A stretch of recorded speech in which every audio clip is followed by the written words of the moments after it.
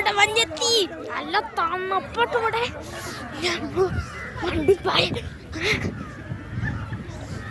മോനെ കോടമഞ്ഞിന്റെ കൂടാരാ കണ്ടു. ഓ ഗൈസ് കോടമഞ്ഞ് കൂടി വരുന്നു ഗൈസ്.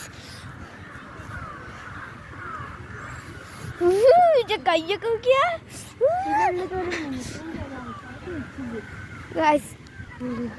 ഞാൻ കോട്ടെടുക്കാൻ മറന്നു പോയി ഗൈസ്.